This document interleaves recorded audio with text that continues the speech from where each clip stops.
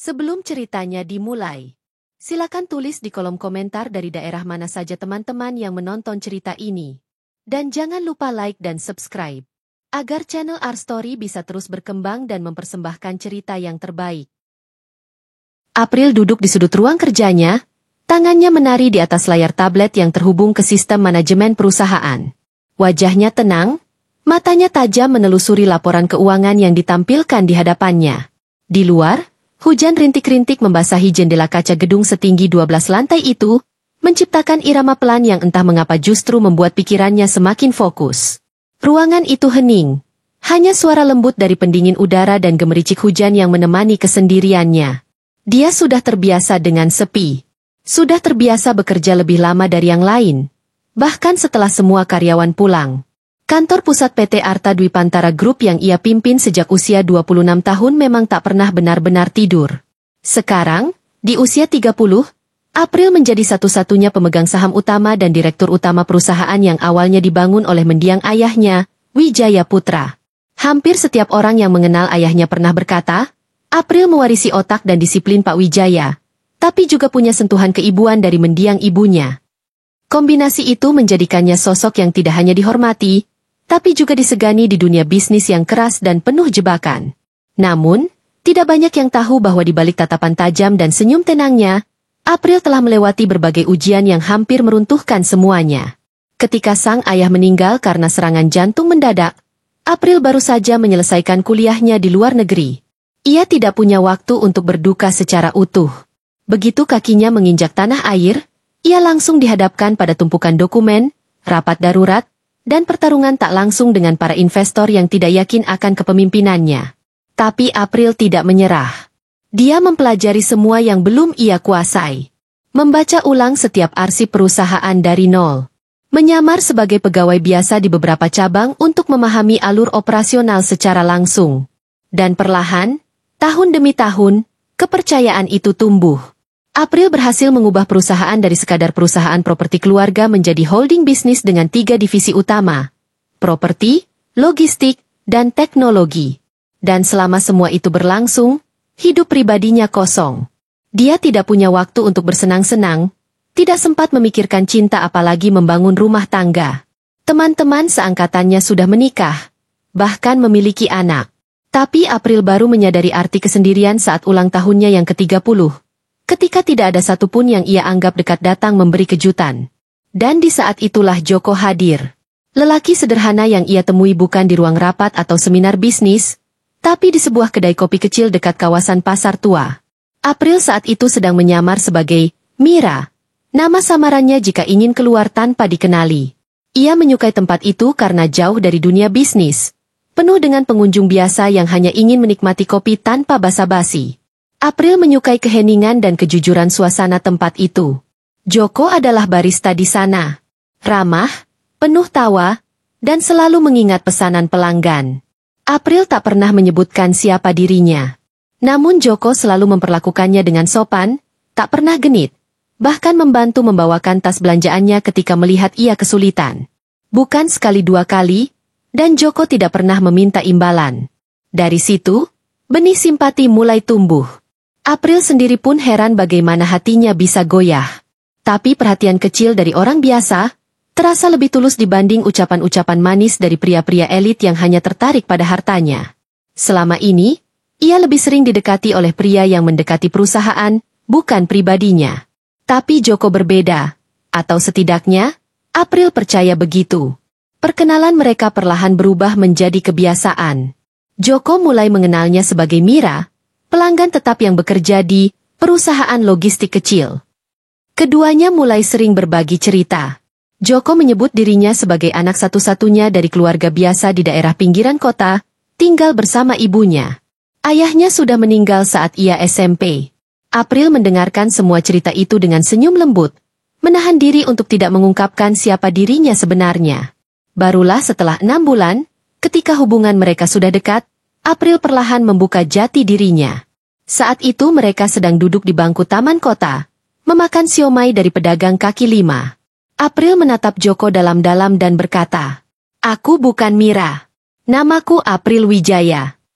Joko hanya menatapnya kosong, lalu tersenyum. Yang penting kamu tetap kamu, kan? Jawaban itu membuat April merasa, mungkin, inilah orang yang bisa mencintainya tanpa pamrih. Hubungan mereka kemudian tumbuh lebih cepat. April tidak pernah menceritakan kisah cinta ini kepada orang lain. Hanya asistennya, Intan, yang tahu, dan bahkan itu pun hanya sebatas bahwa April sedang dekat dengan seseorang. Tidak lebih. 3 bulan kemudian, Joko melamar. Sederhana. Tanpa balon atau lilin. Hanya 1 cincin perak yang ia selipkan di dalam buku puisi, halaman ke-25. April terdiam lama saat menemukan cincin itu. Joko gugup. Kalau kamu belum siap, aku bisa tunggu, katanya. April menggeleng. Aku siap. Lamaran itu membuat banyak orang terkejut. Terutama keluarga besar mendiang ayahnya yang sebagian besar adalah pebisnis konservatif. Mereka mempertanyakan siapa Joko, dari mana asalnya, apa pekerjaannya. Beberapa di antaranya bahkan secara terang-terangan menyebut Joko hanya ingin harta. Tapi April bersikeras. Ia tidak peduli omongan orang lain. Jika memang benar Joko tulus, maka cinta lebih besar dari latar belakang. Pernikahan mereka digelar sederhana tapi elegan. April menyewa villa di puncak yang dipenuhi bunga putih dan didekorasi dengan suasana alam. Ia tidak mengundang banyak orang. Hanya keluarga dekat, beberapa rekan bisnis terpercaya, dan tim kerja dalam. Joko datang mengenakan jas hitam sederhana. Ibu Joko, yang baru ditemui April 2 minggu sebelumnya, datang tanpa banyak kata. April merasa, inilah titik balik hidupnya. Ia bukan hanya bos besar di kantor, tapi kini akan membangun rumah tangga. April terbangun pagi itu lebih awal dari biasanya. Cahaya matahari mengintip malu-malu melalui tirai tipis yang membungkus jendela kamarnya. Aroma kayu dari lantai parket yang baru dipoles masih menguar samar, bercampur dengan harum melati dari diffuser di sudut ruangan. Kamar itu, yang dulu hanya miliknya seorang, kini telah menjadi ruang bersama. Ada jas hitam Joko yang tergantung rapi di balik pintu lemari.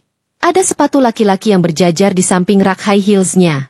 Ada 2 sikat gigi di wastafel, 2 bantal di ranjang, dan 2 cangkir kopi yang kini selalu tersedia setiap pagi.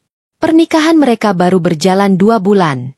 Namun bagi April, segalanya terasa seperti babak baru yang penuh semangat. Ia mencoba menjadi istri yang baik, meski tetap mempertahankan kedisiplinan dan tanggung jawab sebagai direktur utama perusahaan. Sejak awal ia sadar bahwa perannya sebagai istri tidak berarti mengorbankan identitasnya sebagai pemimpin. Setiap pagi, ia menyiapkan sarapan untuk Joko. Mungkin terdengar berlebihan, apalagi dengan status sosial dan aktivitasnya yang padat.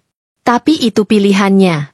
Ia ingin Joko merasa dicintai, merasa dihargai, dan tidak merasa rendah diri di hadapannya. April belajar memasak menu sederhana, bukan karena Joko menuntut, tetapi karena ia ingin menghadirkan kehangatan yang tidak bisa dibeli. Joko pun tampaknya bahagia. Ia berhenti dari pekerjaan baristanya seminggu setelah menikah dan kini lebih banyak berada di rumah. April tidak memaksa, dan Joko sendiri bilang ingin mencoba membuka usaha sendiri suatu saat.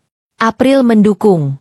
Ia bahkan menawarkan untuk memfasilitasi, tapi Joko menolak dengan alasan ingin membuktikan diri. Namun, April tidak buta. Ia memperhatikan bagaimana Joko mulai sedikit demi sedikit menunjukkan sisi lain. Bukan kasar. Bukan juga marah. Tapi awalnya, hanya sekadar komentar kecil. Seperti ketika April lupa mengabari bahwa ia akan pulang terlambat karena rapat dengan investor Jepang. Kamu kerja terus. Aku di rumah sendirian. Masa gak bisa sempatin kabar? April terdiam waktu itu. Bukan karena kata-kata Joko, tapi nada suaranya. Sedikit menekan. Ia mengira itu hanya bentuk kekecewaan sesaat. Kemudian muncul permintaan-permintaan lain yang semakin spesifik. Joko ingin mobilnya sendiri, karena merasa tidak enak terus memakai mobil April. Ia ingin kamar khusus untuk bermain game dan bersantai. April menyanggupi semua itu tanpa ragu. Ia berpikir, sebagai istri, menyenangkan suami adalah bagian dari cinta. Tapi permintaan itu terus bertambah. Joko mulai bertanya soal rekening April. Bukan frontal, tapi dengan nada bergurau. Nanti kalau kita punya anak, uangnya kamu aja yang kelola ya? Kan kamu lebih berpengalaman. April tersenyum dan menjawab diplomatis. Kita kelola sama-sama aja nanti. Tapi untuk sekarang, semua sudah ada posnya. Lalu, Ibu Joko mulai sering datang. Di awal pernikahan, April berusaha mendekat. Ia bahkan pernah membawa sang ibu makan di restoran mahal, berharap bisa mencairkan suasana. Tapi sikap ibu mertuanya tetap datar, bahkan cenderung dingin. Seolah tidak peduli betapa kerasnya April berusaha diterima. Kamu kerja terus. Jangan sampai lupa kodratmu ya, enduk, ujar Ibu Joko suatu sore. April hanya tersenyum. Saya masih sempat urus rumah, Bu. Dan saya percaya membangun keluarga itu kerjasama. Senyum sinis sang mertua menjadi jawaban. Beberapa minggu setelah itu, Ibu Joko mulai membawa baju dan perlengkapannya ke rumah. Katanya, sementara aja, biar dekat kalau Joko sakit. April menahan napas. Tidak menolak, meski merasa tidak diajak bicara sebelumnya. Ia berusaha menghargai. Namun keberadaan Ibu Joko perlahan mengubah dinamika rumah tangga. Ia mulai mengatur dapur, mengganti susunan lemari, dan bahkan menyentuh ruang kerja April dengan dalih, terlalu dingin, seperti kantor. April tetap diam. Tapi dalam diamnya, ia mencatat segalanya. Hubungan dengan Joko pun perlahan berubah. Joko mulai banyak menghabiskan waktu di luar, katanya bertemu teman-teman lama, mencari peluang usaha. April tidak pernah mengekang. Ia percaya, suami butuh ruang. Namun, setiap kali ia bertanya lebih lanjut, Joko selalu menjawab pendek. Ya ngobrol-ngobrol aja. Tadi makan, terus pulang. Gitu aja. April mencium kejanggalan. Tapi ia menahan diri. Ia tidak ingin menjadi istri posesif yang membuat suaminya menjauh. Ia masih percaya bahwa semua ini hanyalah masa transisi. Perubahan yang wajar setelah pernikahan. Namun, yang membuat hatinya benar-benar terluka adalah ketika suatu malam, saat pulang dari rapat, ia mendapati pintu rumah dikunci dari dalam. Padahal, biasanya Joko selalu membukakan pintu. Ia mengetuk beberapa kali, tidak ada jawaban. Ketika akhirnya Joko membuka, aroma parfum asing menyeruak dari ruang tamu. Parfum wanita. Bukan miliknya. Di sofa, ada cangkir teh kedua yang masih hangat. April tidak berkata apa-apa malam itu. Ia hanya menatap Joko dalam diam, dan berkata lirih, "Kau kedatangan tamu?" Joko menjawab, "Teman kampus." "Gak penting." April hanya mengangguk, meski hatinya mulai menyusun potongan-potongan curiga. Sejak saat itu, April mulai mengatur ulang cara ia menjalani rumah tangga.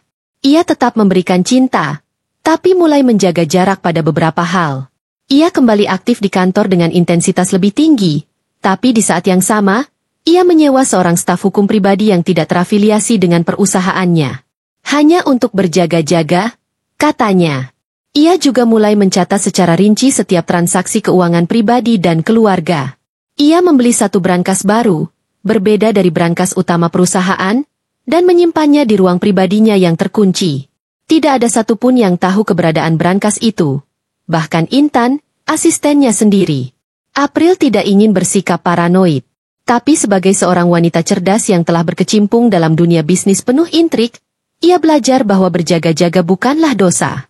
Ia masih mencintai Joko. Ia masih menyajikan sarapan untuknya setiap pagi, menyelipkan catatan kecil di meja makan, dan mencium pipinya sebelum berangkat kerja. Tapi dalam senyumnya, ia mulai menyusun pertahanan. Karena April tahu, tidak semua yang terlihat tenang itu benar-benar damai. Pagi itu, April duduk di ruang makan sendirian. Cangkir kopinya mengepul, namun tak disentuh. Piring sarapan yang ia tata sendiri tetap utuh, tak berkurang satu suapan pun. Ia menunggu Joko turun dari lantai atas. Namun sudah hampir 1 jam, tidak ada langkah kaki terdengar menuruni tangga. Padahal biasanya, Joko adalah orang pertama yang duduk di meja makan. April melirik jam tangan. Sudah pukul 7:15. Ia harus berangkat ke kantor dalam 15 menit.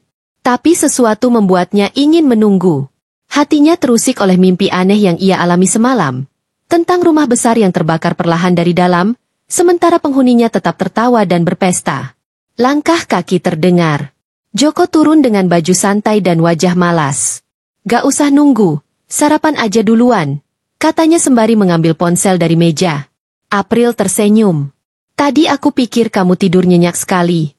Aku sempat panggil, tapi gak ada jawaban. Joko hanya mengangguk, lalu duduk dan menyalakan televisi. Ia tak menyentuh sarapan yang sudah tersedia. Malam sebelumnya, Joko pulang larut. Ia bilang ada pertemuan komunitas bisnis baru. April tidak mempermasalahkan, tapi ia menyimpan diam-diam catatan waktu di buku agendanya. Ini sudah keempat kalinya Joko pulang lewat tengah malam selama 2 minggu terakhir. Dan semuanya memiliki aroma yang sama. Parfum asing, suara dering pesan masuk yang buru-buru dimatikan, dan gelagat gugup saat April tiba-tiba muncul dari belakang. April bukan perempuan bodoh. Hari itu, ia tetap berangkat ke kantor dengan tenang. Ia menjalani rapat seperti biasa, menyambut tamu investor dari luar negeri dengan senyum ramah, mempresentasikan rencana ekspansi perusahaan dengan penuh keyakinan. Tak seorang pun menyadari bahwa di balik blazer putih elegannya, ia menyimpan rasa sakit dan amarah yang nyaris meledak. Sore harinya, ia meminta Intan mengatur ulang jadwalnya minggu depan. Sisakan waktu kosong hari Kamis jam 10 pagi sampai siang. Aku ingin mengunjungi cabang logistik di kawasan pelabuhan. Intan mencatatnya tanpa curiga. Namun April punya tujuan lain. Hari Kamis tiba. April tidak menuju pelabuhan. Ia menyewa mobil kecil dan mengenakan pakaian sederhana. Kali ini, ia tak membawa sopir atau pengawal. Ia hanya membawa satu ponsel cadangan, sebuah kamera kecil, dan sebuah catatan di saku jaketnya, berisi nama tempat yang baru ia ketahui dari mutasi rekening Joko yang diam-diam ia akses 2 hari lalu. Toko bunga. Toko bunga kecil di gang sempit kawasan selatan kota. Pemiliknya bernama Ratna, perempuan parubaya yang ramah, yang langsung menyapa April begitu ia masuk. Ada yang bisa saya bantu, Mbak? April mengangguk. Saya cari bunga mawar putih. Mau kirim untuk seseorang. Tapi katanya toko ini sering dikunjungi pria bernama Joko. Saya cuma ingin tahu apakah benar dia pelanggan tetap. Wajah Ratna sedikit ragu. Tapi saat April menunjukkan foto Joko dari ponselnya, sang pemilik toko langsung mengangguk. Oh, Mas Joko. Iya, langganan. Biasanya pesan mawar merah, bukan putih. Tiap minggu ngambil 1 buket. Dikirim ke kantor perempuan. Siapa ya namanya? Rara, kalau gak salah. Di apartemen Green Avenue. April terdiam. Dadanya sesak. Tapi wajahnya tetap datar. Setelah membayar 1 buket bunga, ia kembali masuk mobil dan duduk dalam diam. Ia menatap buket itu lama, lalu meletakkannya di kursi samping, seperti seorang istri yang baru saja mendapati kenyataan pahit bahwa suaminya menyimpan cinta untuk wanita lain. Rah. Nama itu terdengar asing, tapi cukup mudah untuk ditelusuri. Dalam waktu 1 malam, April menemukan profil media sosial wanita itu. Seorang influencer kecil-kecilan yang aktif memamerkan gaya hidup glamor. Tak banyak followersnya, tapi cukup aktif mengunggah foto-foto di kafe mewah, mobil mahal, bahkan pernah selfie di salah satu kamar yang April kenali sebagai kamar tamu rumahnya sendiri. April mengepalkan tangan. Paginya, saat Joko sedang mandi, April membuka lemari baju dan menemukan gaun berwarna merah anggur yang bukan miliknya. Terselip di antara blazer kerjanya. Bahannya mewah, ukurannya lebih kecil dari tubuh April. Ia juga menemukan bekas lipstik di salah satu cangkir teh yang disimpan di rak atas lemari dapur. Ia tak pernah menggunakan warna seperti itu. Namun April tidak marah. Tidak berteriak. Tidak menangis. Ia hanya membuka laci kecil di ruang pribadinya, mengambil buku catatan, dan menuliskan 1 kalimat. Langkah pertama, bukti. Sejak saat itu, April tidak lagi sekadar menebak. Ia menyusun jadwal, memasang kamera kecil tersembunyi di beberapa sudut rumah, dan mengatur agar semua transaksi rumah tangga dicatat ulang melalui sistem otomatis. Ia bahkan menyewa penyelidik swasta profesional tanpa mencantumkan nama aslinya, hanya nama sandi, Alena. April juga mulai menjaga jarak emosional. Ia tidak lagi mencium Joko sebelum berangkat kerja. Tidak lagi membuatkan sarapan. Ia tetap sopan, tetap ramah, tetap memberi uang kebutuhan bulanan, tapi semuanya terasa dingin. Joko mulai memperhatikan perubahan itu. Tapi ia tidak banyak bertanya. Ia terlalu sibuk dengan kebebasan barunya, yang ternyata hanyalah kebohongan yang dibungkus dengan senyuman. Suatu malam, April memutuskan untuk pulang lebih cepat tanpa memberi kabar. Ia menonaktifkan pelacak mobilnya, mematikan ponsel kantor, dan naik taksi dari kantor langsung ke rumah. Ia membuka pintu rumah dengan pelan. Rumah sepi. Tidak ada suara. Tapi lampu kamar tamu menyala. April melangkah mendekat. Dari celah pintu yang sedikit terbuka, ia melihat bayangan perempuan duduk di tepi ranjang. Suaranya lembut, menggoda. Dan suara itu membalas, suara Joko. Kamu terlalu tegang, sayang. April gak bakal curiga. April tidak membuka pintu. Ia hanya berbalik, melangkah pergi, dan naik ke lantai atas. Ia masuk ke ruang kerjanya, mengambil buku catatan, dan menulis. Langkah kedua, jebakan. Sudah hampir 2 minggu April tidak menyentuh makanan yang dimasak oleh ibu mertuanya. Bukan karena tidak enak, tapi setiap kali ia mencicipi 1 sendok pun, perutnya langsung melilit, tenggorokan terasa panas, dan kepala mulai berdenyut. Awalnya ia kira itu karena kelelahan. Tapi gejala itu hanya muncul di rumah. Tidak pernah saat makan siang di kantor atau makan malam di luar. Dan semuanya dimulai sejak Ibu Joko tinggal bersamanya. Pagi itu, seperti biasa, April duduk di meja makan mengenakan baju kerja. Rambutnya digulung rapi, wajahnya segar, tapi sorot matanya kosong. Ia menatap semangkuk sup ayam hangat yang disajikan Ibu Joko di depannya. Uapnya mengepul lembut, dan aroma bawangnya cukup menggoda.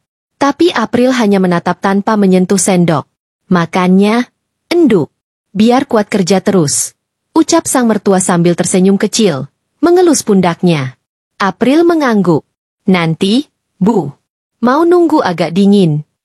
Joko turun dari lantai atas dengan kemeja putih setengah terpasang. Ia tak menyapa April, langsung duduk dan memakan sup ayamnya tanpa basa-basi. Ibu Joko dengan sigap mengambilkan nasi, lalu duduk di seberang mereka, mengawasi. April mengamati wajah Joko dari sudut matanya. Suaminya itu tampak lesu. Bukan karena capek, tapi seperti seseorang yang sedang menahan sesuatu. Sekilas tatapan mereka bertemu, dan Joko segera menunduk, menyendok sup sambil pura-pura sibuk. April menghela napas dalam hati. Ia menahan segala rasa sesak yang menggumpal di dadanya. Namun hari itu, ia punya rencana lain. Setelah pamit berangkat kerja, ia tidak langsung ke kantor. Ia mampir ke laboratorium swasta yang sudah ia hubungi diam-diam sejak 3 hari lalu. Dalam tasnya, ada sampel makanan, sisa sup ayam yang ia bungkus tanpa sepengetahuan siapapun. Ada juga air minum dalam botol kecil dari dispenser rumah. Semua akan diperiksa. Berapa lama hasilnya bisa saya terima? Tanya April pada petugas laboratorium. Paling cepat 3 hari, Bu. Nanti kami kirim langsung ke email dan nomor pribadi yang Ibu cantumkan di formulir. April mengangguk. Tolong jangan ada yang tahu nama saya sebenarnya. Petugas itu tersenyum ramah. Kami terbiasa menjaga kerahasiaan klien. Hari-hari berikutnya berlalu dengan tenang di permukaan, tapi penuh badai dalam hati April. Di kantor, ia tetap hadir sebagai sosok pemimpin yang tegas dan bijak. Tapi di rumah, ia merasa seperti hidup dalam film thriller yang menegangkan. Joko semakin jarang di rumah. Bahkan Ibu Joko mulai ikut-ikutan menyindir April secara halus. Perempuan zaman sekarang itu terlalu sibuk cari duit. Lupa sama kewajiban. Katanya sambil menata lemari pakaian April tanpa izin. April hanya tersenyum. Kalau saya nggak kerja, rumah ini nggak akan berdiri, Bu. Sang mertua terdiam sejenak, lalu pergi tanpa menjawab. Tapi April tahu, wanita itu menyimpan amarah. Ia hanya tidak berani mengucapkannya langsung. 3 hari kemudian, hasil laboratorium datang. April membacanya dengan tangan bergetar. Hasilnya menunjukkan adanya zat kimia dalam kadar rendah pada makanan dan minuman yang dikirimkan. Racun ringan. Jika dikonsumsi terus-menerus dalam jangka waktu panjang, bisa menyebabkan gangguan sistem saraf, penurunan kesadaran, bahkan koma. Matanya membulat. Jantungnya berdetak semakin kencang. Ia menutup layar laptop perlahan. Tangannya mengepal. Hatinya berkecamuk. Mereka mencoba meracuninya. Tapi siapa? Joko? Ibu Joko? Atau mereka bekerja sama? April duduk diam lama di kursinya. Dalam benaknya, wajah ayahnya muncul. Wajah bijak yang selalu mengajarkannya untuk bersikap tenang saat badai datang. Jangan lawan badai dengan emosi. Bangun perisai, lalu kendalikan arah angin. Begitu pesan mendiang ayahnya. Ia membuka catatan rahasianya. Menambahkan satu baris. Langkah ketiga, hadapi dari dalam. Malam harinya, ia pura-pura lemas saat pulang. Joko dan ibu mertuanya panik. Terutama saat April mengeluh pusing dan hampir jatuh saat berjalan dari mobil ke dalam rumah. Mungkin kamu masuk angin, enduk, kata ibu Joko sambil membawakan air jahe. April tersenyum lemah. Iya, Bu. Mungkin kecapean. Joko mengantar April ke kamar dan menawarkannya obat. April hanya mengangguk.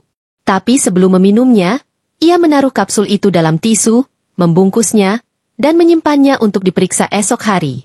Setelah lampu dimatikan dan kamar sunyi, April tidak langsung tidur. Ia memandang langit-langit sambil menahan napas.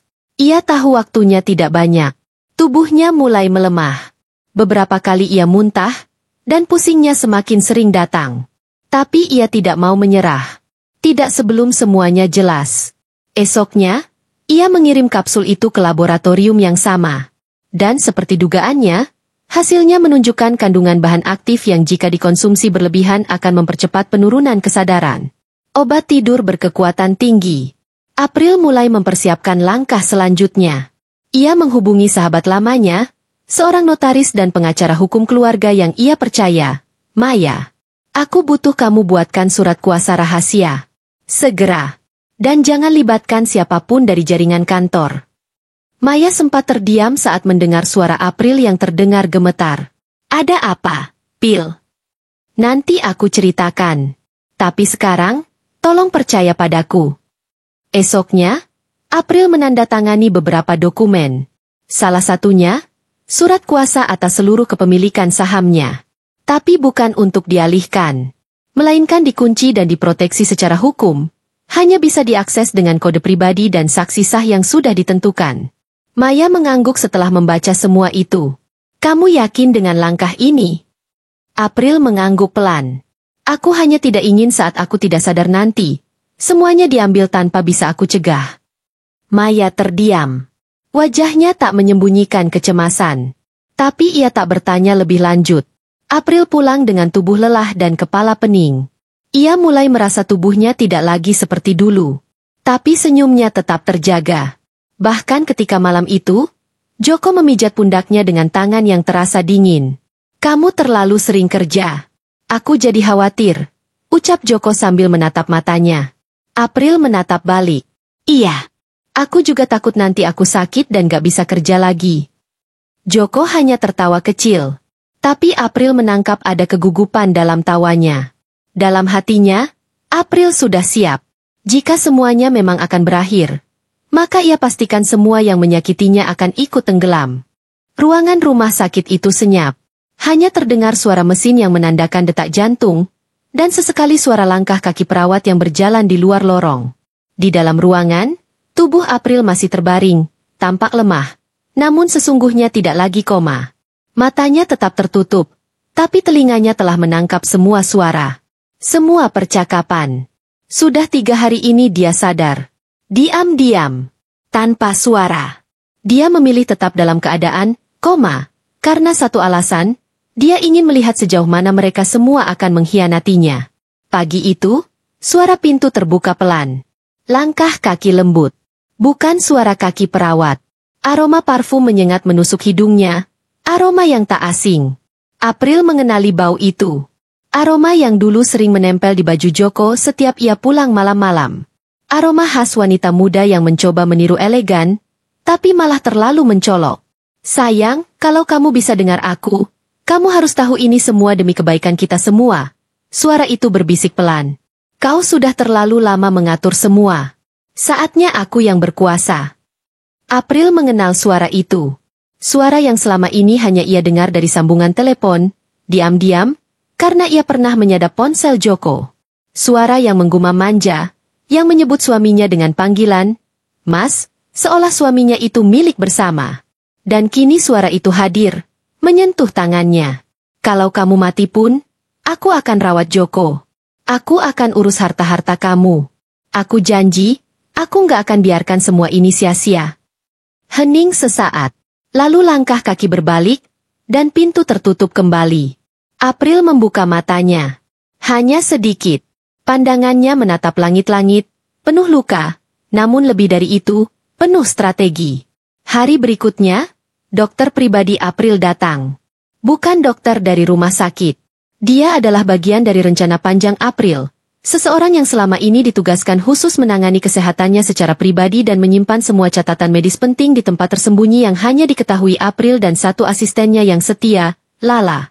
Bu, Anda yakin tetap ingin berpura-pura koma? Kita bisa lakukan tes untuk menunjukkan bahwa racun itu benar-benar dimasukkan melalui makanan terakhir dari rumah. Bisik dokter itu pelan sambil menuliskan laporan fiktif di atas clipboard.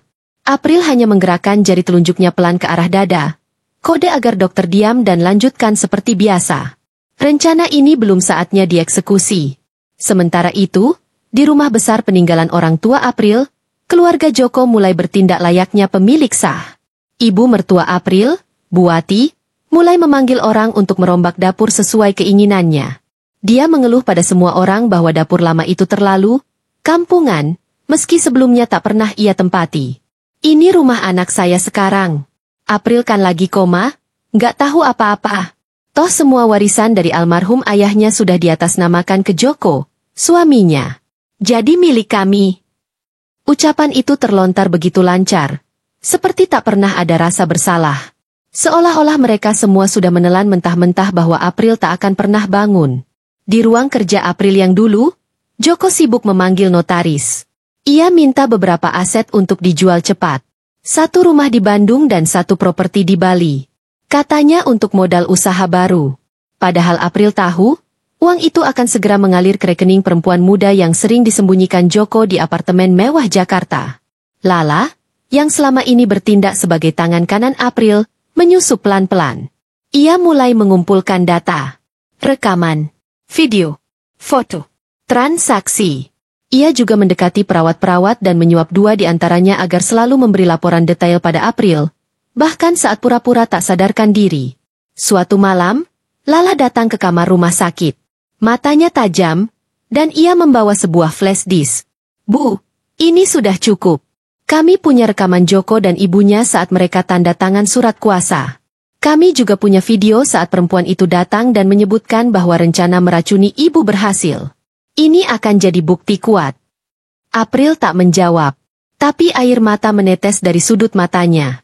Bukan karena sedih, tapi karena semua kepingan mulai menyatu. Semua bukti mulai lengkap. Di rumah, Joko dan selingkuhannya mulai makin berani. Mereka terang-terangan bermesraan, bahkan memanggil fotografer untuk foto prewedding secara rahasia. Katanya, sebagai kenang-kenangan, siapa tahu nanti bisa segera menikah setelah jenazah April dikuburkan. Tak ada rasa malu, tak ada rasa takut. Namun yang mereka tak tahu, bahwa semua rekening sudah diam-diam dibekukan oleh pengacara April. Tanpa mereka tahu, surat kuasa lama itu palsu. Surat asli, yang menyatakan bahwa semua harta April akan dikunci jika ia koma dalam waktu yang mencurigakan, telah dipegang oleh firma hukum milik sahabat ayahnya. Semua yang mereka jual hanyalah ilusi. Semua yang mereka habiskan hanyalah uang bayangan yang akan ditagih kembali. Hari kelima, April bangun. Tapi tidak langsung bicara. Ia minta dokter memberitahu keluarganya bahwa ia sadar namun masih lemah. Saat kabar itu sampai ke rumah, Joko dan ibunya langsung pucat. Panik. Sementara itu, pelakor itu langsung merobek semua foto prewedding mereka dan menyalahkan Joko karena terlalu lambat menghabisi April. April hanya tersenyum sinis dalam hatinya. Hari ke-6, April diam-diam bicara untuk pertama kali. Hanya satu kalimat. Lala, aktifkan video rekaman itu. Kirim ke pengacara. Kita mulai main. Suara langkah kaki terdengar menggema di sepanjang lorong rumah besar yang kini terasa asing. Aroma parfum mahal dan suara tawa menggantikan kehangatan dan kasih sayang yang dulu mengisi ruangan-ruangan itu. Rumah itu tak lagi menjadi rumah bagi kenangan April, tapi ladang kekuasaan bagi mereka yang rakus. Joko duduk di kursi kulit coklat di ruang kerja yang dahulu menjadi tempat April mengatur semua keuangan keluarga dan perusahaan. Kini ruangan itu penuh dengan berkas yang bukan lagi milik April, melainkan milik keluarga baru yang membentuk dirinya sendiri di atas penderitaan April. Jadi, semua rekening ini sudah bisa kita tarik, kan? Suara Arnie terdengar menyebalkan di telinga siapapun yang mengenalnya. Ia mengenakan gaun mewah berwarna merah marun dengan belahan dada yang mencolok, duduk angkuh di sisi Joko. Sebagian sudah. Sisanya tinggal tanda tangan notaris, baru kita proses jual aset. Apartemen di Jakarta Selatan, villa di Bali, dan beberapa saham di perusahaan April juga sudah beralih nama ke aku. Jawab Joko dengan nada dingin. Bagus, Mas. Aku tahu April itu ceroboh. Semua ditaruh atas nama dia. Tapi sekarang kita tinggal nikmati, kan? Lagi pula, toh dia cuma tidur. Mau sampai kapan juga begitu terus? Mertua April, Bu Lastri, menyusul masuk dengan nampan berisi minuman. Kalian ini pintar sekali. Alhamdulillah. Akhirnya semua warisan itu tidak jatuh ke tangan orang yang gak tahu bersyukur. Dulu saya sudah bilang, Joko itu harus menikah dengan perempuan dari keluarga kaya, bukan kayak April itu. Meskipun dia punya harta, tapi tetap saja darahnya tidak selevel. Joko hanya mengangguk. Tapi kita harus hati-hati. Aku belum cabut surat kuasa yang lama. Masih ada kemungkinan orang rumah sakit menghubungi pengacara April. Arnie mencibir. Tenang aja, Mas. Aku sudah bicara dengan kepala perawat. Dia dapat bayaran rutin. Lagi pula, siapa sih yang peduli sama perempuan yang sudah koma lebih dari sebulan? Semua mengira dia sudah nggak akan bangun. Toh, kita ini keluarga. Kita yang paling berhak. Bu Lastri tertawa kecil. Sekarang, kita bisa fokus mengembangkan perusahaan. Arnie, kamu nanti ikut ke rapat direksi, ya? Aku sudah minta posisi April digantikan kamu di Dewan Komisaris. Sudah aku urus, Bu. Bahkan aku juga sudah minta staf-staf yang dulu dekat sama April diganti. Aku nggak suka mereka. Tatapan mereka mencurigakan, seolah tahu aku bukan istri yang sah.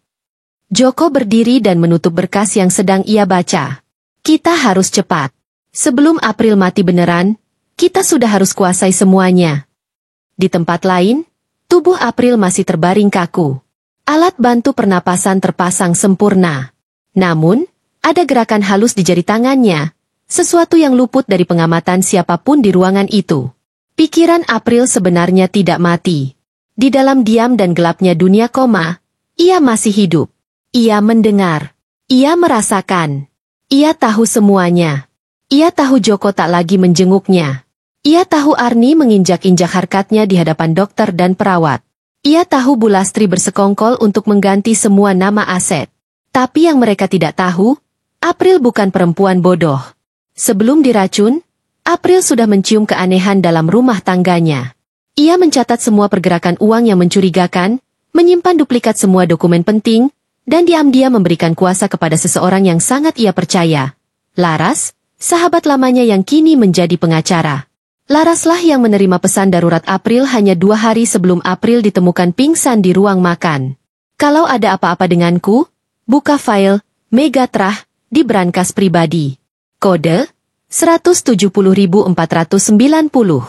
Jangan percaya siapapun selain dirimu. Dan Laras, yang diam-diam mulai menyelidiki kasus April, kini tengah mengamati dari balik layar. Ia mengumpulkan bukti, mengawasi gerak-gerik Joko dan kroninya. Ia tahu, waktunya belum tepat. April belum mati. Dan saat waktunya tiba, keadilan akan menjadi peluru paling mematikan. Sementara itu, di rumah yang pernah menjadi istana cinta April dan Joko, pesta kecil digelar. Musik berdentum pelan. Arnie berdansa dengan angkuh di hadapan tamu-tamu yang dulu menyanjung April. Mereka semua hadir, bukan karena cinta, tapi karena kekuasaan dan uang.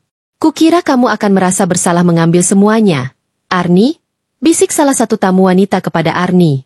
Arnie hanya tertawa. Bersalah? Perempuan lemah seperti April itu memang pantas disingkirkan. Dunia ini bukan tempat untuk orang baik. Ini tempat untuk yang pintar memanfaatkan situasi. Arnie tidak sadar, dari balik sudut ruangan, salah satu staf rumah tangga lama April merekam setiap ucapan angkuhnya. Video itu langsung dikirimkan ke Laras. Potongan demi potongan kebenaran mulai tersusun. Dan di ruang rumah sakit yang sunyi, jari April kembali bergerak. Kali ini lebih jelas. Sebutir air mata jatuh dari sudut matanya. Ia belum mati.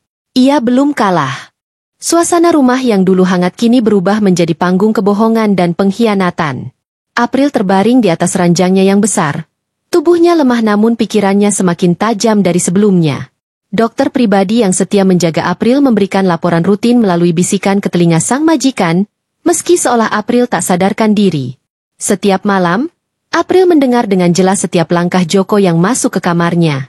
Pria itu duduk di tepi ranjangnya dengan wajah pura-pura sedih dan tangan yang menggenggam tangan April dengan manis. Namun April tahu, di balik genggaman itu ada niat busuk yang sedang dijalankan. Aku nggak tahu kapan kamu akan bangun, April, bisik Joko. Suaranya bergetar. Tapi semua sudah kurus. Rumah ini sekarang atas nama perusahaan yang baru. Tenang saja. Kalimat itu menggema di kepala April. Perusahaan yang baru? Perusahaan miliknya? April tahu persis, perusahaan itu tak pernah dioperkan pada siapapun. Dia masih menjadi pemilik saham tunggal. Tapi kini, Joko berbicara seolah dia adalah pewaris sah.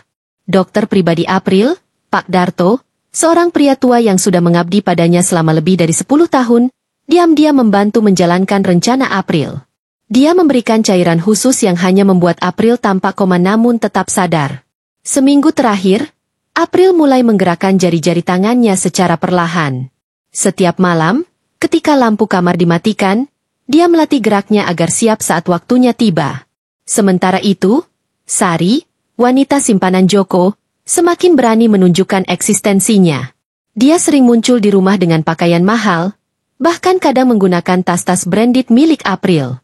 Sari merasa dia sudah berhasil merebut semuanya. Ia bersikap seperti nyonya rumah baru, menata ulang dekorasi interior rumah, memindahkan bingkai foto April dan menggantinya dengan fotonya bersama Joko. Yang lebih menyakitkan lagi bagi April adalah bagaimana mertua perempuannya, Bu Retno, memimpin pembagian aset. Kita harus segera menjual villa di Bali itu, Joko. Daripada diam begitu saja. Si April juga nggak tahu apa-apa sekarang. Sayang kalau dibiarin, kata Bu Retno suatu malam di ruang keluarga sambil menyeruput teh.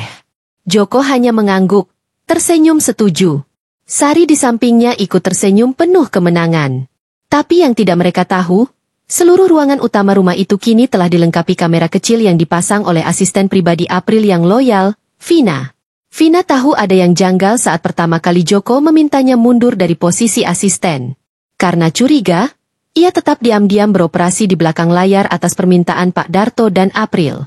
Semua percakapan Joko, Sari, dan Bu Retno terekam dengan jelas, lengkap dengan bukti transaksi penjualan aset yang mereka lakukan tanpa sepengetahuan pemilik sahnya. Vina pun diam-diam menghubungi notaris kepercayaan April, Bu Dewi, dan memperlihatkan bukti-bukti tersebut. Bu Dewi terkejut mendengar betapa parahnya pengkhianatan keluarga April. Saya akan simpan semua bukti ini, Vin, ucap Bu Dewi. Tunggu saat yang tepat. Kalau Ibu April sudah benar-benar siap, kita akan bawa ini ke meja hijau. Di sisi lain, April terus melatih fisiknya. Tangannya sudah mulai bisa menggenggam. Kakinya mulai bisa bergerak pelan meski belum kuat berdiri. Dokter Darto memberinya terapi khusus setiap malam, menghindari sorotan kamera keamanan rumah yang bisa saja dimanfaatkan oleh Joko untuk memantau keadaan. Malam itu, Joko dan Sari tengah merayakan keberhasilan mereka menjual salah satu rumah milik April yang berada di daerah puncak. Mereka tertawa di ruang tengah, membicarakan rencana perjalanan ke luar negeri dengan uang hasil penjualan rumah itu. Sementara di dalam kamar, April berhasil duduk untuk pertama kalinya sejak berminggu-minggu. Bapak Darto, gumamnya lemah. Aku harus segera bangkit. Waktuku tidak banyak. Tenang, Bu, jawab Darto dengan senyum tipis. Semua berjalan sesuai rencana. Saya sudah siapkan semua dokumen dan surat kuasa. Tinggal tanda tangan Ibu. Dan kami akan mulai membalikan semua keadaan. Vina pun datang diam-diam membawa map berisi bukti-bukti kejahatan Joko, Sari, dan Bu Retno. Ia meletakkannya di meja samping ranjang April. Ibu harus kuat, demi harga diri Ibu, demi semua yang sudah mereka hancurkan, kata Vina, matanya memerah. April memandangi wajah Vina dan Darto. Ia tahu tidak semua orang di sekitarnya busuk. Masih ada yang tulus. Dan itu cukup untuk membuatnya terus bangkit. Sementara itu, Di ruang tamu, Joko menerima telepon dari seorang agen properti. Pak Joko, saya sudah dapat pembeli untuk rumah di Jakarta Selatan. Tapi mereka minta surat lengkap, atas nama istri Bapak. Bisa dikirim sekarang? Joko tersentak. Oh iya, sebentar, saya cari dulu ya. Joko buru-buru menuju ruang kerja April, mencari-cari dokumen yang dibutuhkan. Tapi lemari arsip yang dulu mudah ia akses kini sudah terkunci rapat dengan kode baru. Siapa yang ubah ini? Gumamnya bingung. Sementara itu, dari balik pintu kamar, Vina tersenyum. Permainan baru saja dimulai. Langit mendung, menyembunyikan mentari yang biasanya menghangatkan ruangan rawat inap VIP RS Bakti Kasih. Mesin-mesin medis tetap berdetak stabil, dan aroma antiseptik masih menyelimuti kamar tempat tubuh April terbaring. Semua terlihat seperti pasien koma biasa, namun tidak ada yang benar-benar tahu bahwa di dalam kepalanya, April mendengar, merekam, dan menyusun strategi dengan sangat rinci. Dia mendengar suara Tiara, pelakor itu, dengan tawa merendahkan setiap kali datang ke rumah sakit. Dia mendengar suara mertuanya, Bu Lastri, berbicara seolah-olah April sudah tak ada harapan hidup, menyuruh perawat agar tidak terlalu memaksakan perawatan lanjutan. Bahkan, dia mendengar Joko tertawa pelan sambil berkata pada temannya di telepon bahwa semua warisan sudah cair. Namun April tidak mati. Dan dia tidak sepenuhnya koma seperti yang mereka kira. Di dalam dirinya, kesadaran April membentuk ruang seperti labirin. Dia mengingat jelas hari-hari terakhir sebelum racun itu menyerang tubuhnya. Wajah pelayan baru di rumah yang entah mengapa terlalu gugup saat menyajikan teh, dan rasa pahit yang terlalu kuat yang membuat lidahnya sempat mati rasa. Ia sudah curiga sejak itu. Namun yang membuat matanya kembali terbuka di dalam dunia, tidur panjang. Ini adalah suara-suara sahabatnya, Indah. Indah datang bukan sebagai pelayat. Dia datang dengan wajah merah dan amarah tertahan. Ia duduk di samping April dan berbisik. Aku tahu kamu belum mati, April. Kamu cerdas. Kamu kuat. Tapi kamu harus tahu satu hal. Semua yang kamu bangun sedang mereka babat habis. Joko sudah menjual villa di Bali. Ibunya sedang mengurus penjualan pabrik kecil yang dulu kamu dirikan di Jogja. Tiara? Dia sekarang tinggal di rumah utama kamu yang di Dago Pakar. Detak jantung April sempat meningkat. Mesin berbunyi pelan. Indah tersenyum tipis. Aku tahu kamu bisa dengar ini semua. Dan aku tidak akan tinggal diam. Saat Indah meninggalkan ruangan, April menangkap langkah kaki pria lain. Langkah yang selalu dia kenali. Rendra. Pengacara muda yang dulu selalu dia bantu secara finansial ketika dia masih mahasiswa. Rendra memegang janji. Sebuah janji yang mereka sepakati dalam diam. Perjanjian cadangan harta. Rendra mengeluarkan surat dari dalam jasnya. Ia duduk pelan dan membacanya di telinga April. Walau ruangan tampak kosong. April, seperti yang kamu minta dulu, semua aset utama tidak benar-benar atas nama kamu secara langsung. Kamu pakai nama terus pribadi yang sudah kami buat, AJ Foundation. Semua rekening besar, saham, dan surat tanah kamu yang utama, tidak bisa disentuh Joko. Mereka hanya dapat remah-remahnya. Hanya properti biasa dan bisnis sekunder. Sisanya, masih aman. Air mata menetes dari sudut mata April. Rendra menunduk, mengusap pipinya perlahan. Aku tahu kamu sadar. Jangan menyerah. Permainan ini belum selesai. Dan permainan itu memang belum selesai. Seminggu kemudian, Joko datang bersama Tiara. Kali ini, Tiara tampak seperti nyonya besar. Mengenakan gaun ketat mahal, kacamata hitam, dan parfum menyengat. Mereka datang bukan untuk menjenguk. Mereka datang untuk memastikan bahwa tubuh April masih belum bangun, agar pengajuan penetapan kematian medis bisa dipercepat. April mendengar semua. Dok, kita sudah terlalu lama menunggu. Tidak ada perkembangan. Kami butuh keputusan. Suara Joko terdengar penuh tekanan. Ini tidak manusiawi terus dibiarkan seperti ini. Maaf, Pak Joko, kondisi Bu April masih menunjukkan tanda-tanda aktivitas otak. Kami tidak bisa menghentikan perawatan, kata dokter tenang. Tiara memutar mata dan bergumam, harusnya dari awal diracun aja sekalian, gak usah tanggung. Ucapan itu bagaikan cambuk bagi kesadaran April. Kata, racun, itu terucap begitu saja dari mulut Tiara.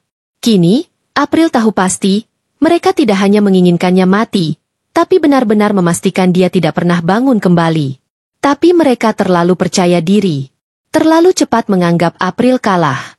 Malam harinya, Indah kembali datang. Kali ini bersama dua orang lain. Satu pria bertubuh tegap, satunya perempuan berjilbab dengan raut tegas. Mereka adalah penyelidik pribadi dan notaris yang April bayar jauh sebelum kejadian ini terjadi. Indah bicara pelan, nyaris seperti mantra. April, hari ini kita mulai. Kita akan ambil alih perusahaan yang kamu dirikan. Kita akan bekukan akun cadangan Joko dan pelacur itu.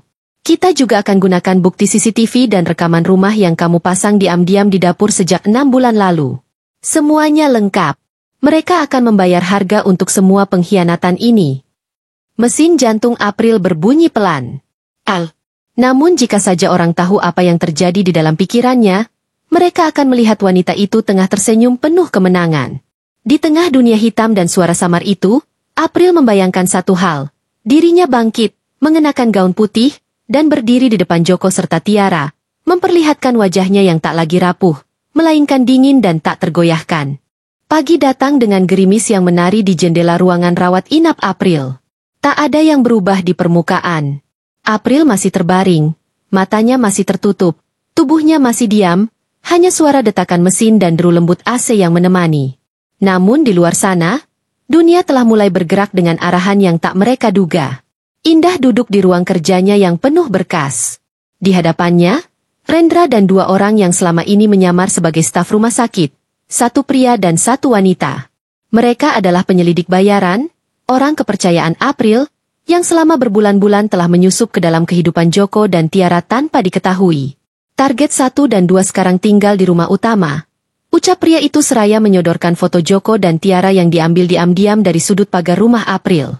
Semua pembayaran bulanan tagihan mereka sudah menggunakan dana dari rekening cadangan April yang mereka bobol, tambah si wanita. Tapi mereka tak tahu, rekening itu sudah kita kunci. Dalam 3 hari ke depan, tak ada 1 rupiah pun bisa keluar dari situ. Indah menatap tajam ke arah papan besar di dinding, tertera struktur harta April, cabang perusahaan yang masih aktif, properti yang sudah dijual Joko diam-diam, serta aset-aset dalam trust rahasia atas nama AJ Foundation. Mulai hari ini, kata Indah pelan, kita rebut semuanya kembali. Kita buat mereka mengemis. Hari itu juga, surat pembekuan atas properti yang dulu dicuri dari April diajukan ke pengadilan, lengkap dengan bukti kepemilikan yang sah dari yayasan yang selama ini tidak diketahui siapapun. Semua ditandatangani langsung oleh April sebelum dia koma. Termasuk surat kuasa darurat kepada Indah.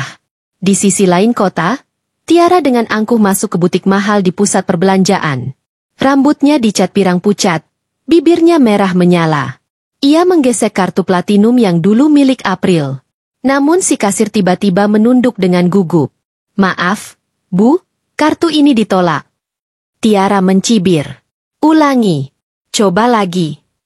Sudah saya coba 3 kali, Bu. Bahkan kartu cadangan yang tadi Ibu beri juga tidak bisa. Dengan wajah memerah, Tiara menelepon Joko. Semua kartu ditolak, Mas. Semua. Bahkan rekening kita kosong. Joko yang sedang berada di kantor baru, kantor yang dia ambil alih dari manajemen lama April, langsung panik. Ia membuka laptopnya, mengakses akun bank, dan mendapati saldo nol besar. Rekening perusahaan yang selama ini ia pikir aman pun terkunci. Dan tiba-tiba, di layar laptopnya muncul pesan otomatis. Akses Anda telah dicabut. Anda bukan pemilik sah. AJ Foundation. Joko langsung berdiri, terhuyung, tak percaya. Apa-apaan ini? Tak lama kemudian, sekretarisnya masuk terburu-buru. Pak, kantor pusat telah mengirimkan surat. Perusahaan ini sekarang berada di bawah pengelolaan direktur utama baru. Semua pengurus lama dipecat, termasuk Bap. Joko mengepal tangannya. Siapa yang lakukan ini? Namun tidak ada jawaban. Sementara itu, di rumah besar yang selama ini mereka duduki dengan sombong, jaringan listrik pada mendadak. Air mati. Alarm berbunyi sendiri. Tiara berlari keluar dengan handuk di kepala. Mas! Kenapa rumah ini gelap? Seorang pria berseragam tiba di gerbang, membacakan surat sita dari notaris. Mulai malam ini, rumah ini bukan milik Anda. Pemilik sah mengajukan permohonan pengosongan rumah dalam waktu 24 jam. Apa? Tiara teriak. Rumah ini milik suami saya. Pria itu menatap datar. Rumah ini atas nama yayasan, bukan pribadi. Dan yayasan tersebut bukan milik suami Anda. Sementara semua itu terjadi, Indah berjalan perlahan di lorong rumah sakit. Ia berhenti di depan ruangan April, lalu masuk. Ia duduk di samping ranjang dan menggenggam tangan sahabatnya yang masih diam. Perusahaan utama sudah kita ambil alih. Rumah juga. Mereka mulai panik. Ini baru permulaan, April, bisiknya. Semua dokumen kejahatan mereka juga sudah masuk proses hukum. Termasuk hasil laboratorium racun yang dulu kamu simpan di dompet kecil di laci dapur? Ya, kami temukan. Dan kami cocokkan dengan hasil darahmu waktu masuk IGD. Semuanya cocok. Indah menarik napas panjang. Mereka akan segera dipanggil polisi. Mereka pikir kamu tidak akan pernah bangun. Tapi semua bukti kamu siapkan jauh hari. Bahkan surat pengalihan warisan palsu yang mereka buat juga sudah kita temukan. Lengkap dengan jejak digital Joko memalsukan tanda tanganmu. Saat itulah, suara mesin jantung di sisi ranjang April meningkat sedikit. Sekilas, sangat halus, tapi cukup membuat Indah terdiam dan menatap wajah April. Dan untuk pertama kalinya, jari telunjuk April bergerak. Hanya sepersekian detik. Tapi cukup untuk membuat Indah meneteskan air mata. Sementara itu, Joko dan Tiara yang panik kembali ke rumah mertuanya, Bu Lastri. Namun, alih-alih sambutan hangat, mereka disambut pintu tertutup dan suara dari balik pagar. Kalian bawa sial. Aku tak mau ikut terseret. Pergi dari sini. Kita ibu dan anak, seru Joko. Sekarang tidak lagi. Kamu bukan apa-apa. Harta yang kau bawa sudah disita. Kamu hanya bawa masalah. Joko menatap langit. Matanya merah. Tangannya mengepal. Tiara menggenggam tangannya sambil menangis. Mas, kita mau tinggal di mana? Aku akan cari cara. Aku akan tuntut yayasan itu. Aku akan cari tahu siapa yang mengatur semua ini. Namun malam itu juga, keduanya tidur di mobil di pinggir jalan. Tanpa uang, tanpa rumah, dan tanpa teman. Dan yang tak mereka tahu, semuanya baru dimulai. Pagi itu, langit tak lagi kelabu. Sinar mentari menerobos masuk melalui jendela kamar rumah sakit yang bersih dan tenang. Alat-alat medis masih berdetak, namun iramanya berbeda. Tidak lagi datar dan hening. Indah baru saja tiba dan menyapa perawat seperti biasa. Namun ketika membuka pintu kamar rawat April, langkahnya terhenti di ambang. April duduk di ranjang. Matanya terbuka penuh. Ia memandang keluar jendela dengan ekspresi tegas dan tenang. Selang infus masih terpasang, namun tubuhnya tak lagi tampak lemah. Indah menjatuhkan map berisi dokumen. April? April menoleh perlahan, tersenyum tipis. Sudah cukup aku tidur terlalu lama. Ucapnya pelan, namun mantap. Sekarang waktunya aku berdiri. Indah tak bisa menahan tangisnya. Ia berlari dan memeluk April dengan hati-hati. Semua sudah seperti yang kamu rencanakan, bisik Indah. Joko, Tiara, bahkan ibunya. Mereka kehilangan segalanya. Tapi kami belum menyentuh mereka secara hukum, sesuai perintahmu. April mengangguk. Aku ingin mereka merasa benar-benar tak punya siapa-siapa dulu. Baru kemudian, kita buka semuanya di depan hukum dan publik. Mereka harus malu. 3 hari kemudian, suatu pagi yang cerah, di ruang konferensi besar milik kantor pusat Mahardika Group, grup perusahaan yang dahulu milik April, semua direksi, investor, dan media telah berkumpul. Mereka mendapat undangan khusus, bertajuk Konferensi Pers Darurat, Pengembalian Kepemilikan Saham dan Pengungkapan Kejahatan Internal. Di luar gedung, Joko dan Tiara datang tergesa-gesa. Pakaiannya lusuh. Wajah mereka penuh amarah dan kelelahan. Aku harus masuk, bentak Joko ke Satpam. Maaf, nama Bapak tidak ada dalam daftar tamu undangan, jawab Satpam dengan tegas. Aku pemilik perusahaan ini, teriak Joko. Satpam hanya menatap datar. Pemilik? Maaf, semua surat sudah dibatalkan. Perusahaan ini resmi milik AJ Foundation, yang pendirinya baru saja kembali dari kondisi koma. Mata Tiara membelalak. Tidak mungkin, dia belum mati. Joko menatap geram ke arah pintu utama. Kalau dia hidup, aku akan pastikan dia mati hari ini. Namun belum sempat dia melangkah, layar besar di luar gedung, yang juga menayangkan konferensi secara langsung, tiba-tiba menyala. Dan disitulah dia muncul. April. Berjalan anggun ke podium dengan mengenakan setelan jas putih elegan, wajahnya tegas, langkahnya mantap. Tak ada lagi jejak sakit. Tak ada lagi luka.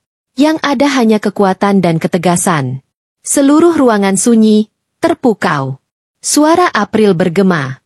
Saya berdiri di sini bukan hanya sebagai pemilik sah Mahardika Group, tapi juga sebagai korban dari pengkhianatan, perampokan, dan percobaan pembunuhan. Ia mengangkat sebuah dokumen. Ini adalah hasil pemeriksaan medis saya, laporan forensik, serta bukti transfer, pemalsuan tanda tangan, dan semua rekaman CCTV yang menunjukkan bahwa suami saya, Joko, bersama wanita selingkuhannya Tiara, dan ibunya Lastri, telah bersekongkol meracun saya hingga koma. Gemuruh media langsung terdengar. Kamera berkelebat. Mikrofon diarahkan. April melanjutkan, namun saya tidak akan menyelesaikan ini dengan emosi. Saya akan menyelesaikannya dengan hukum. Tim hukum saya telah menyiapkan tuntutan pidana dan perdata atas semua tindakan mereka. Dan saya akan pastikan mereka mendapatkan balasan yang setimpal. Sementara itu, di luar gedung, wajah Joko memucat. Tangannya gemetar. Tiara menangis histeris, lalu berlari menjauh. Aku nggak mau masuk penjara. Aku nggak tahu ini semua akan kembali. Namun saat Joko mencoba menyelinap pergi, polisi datang menghampiri dengan borgol. Joko Prasetya, Anda ditahan atas dugaan percobaan pembunuhan, pemalsuan dokumen, dan penggelapan aset. Joko berontak. Ini pasti rencana April. Dia gila. Namun polisi membungkamnya. Kejahatan Anda sudah terekam lengkap. Anda hanya akan memanen apa yang Anda tanam. Malam harinya, April duduk di balkon rumahnya yang kini kembali dalam genggamannya. Rumah yang dulu penuh luka, kini terasa damai. Indah datang membawa 2 cangkir teh hangat. Apa kamu puas? Tanya Indah. April menatap langit malam. Belum. Tapi setidaknya, aku sudah membuktikan bahwa orang baik sekalipun bisa bangkit dan membuat mereka yang menindas menyesal seumur hidup. Indah tersenyum. Kamu bukan hanya bangkit, April. Kamu berdiri jauh lebih tinggi dari mereka. April menyesap teh, lalu berkata pelan, hidupku tidak akan kembali seperti dulu. Tapi setidaknya sekarang aku bisa mulai lagi, dengan kekuatan penuh dan tanpa rasa takut. Langit malam menyimpan bintang-bintang yang berkilau. Sama seperti harapan baru di mata April. Ia tahu jalan ke depan tidak akan selalu mudah. Tapi kali ini, ia sudah bangkit. Dan ia tak akan membiarkan siapapun menjatuhkannya lagi. Selesai.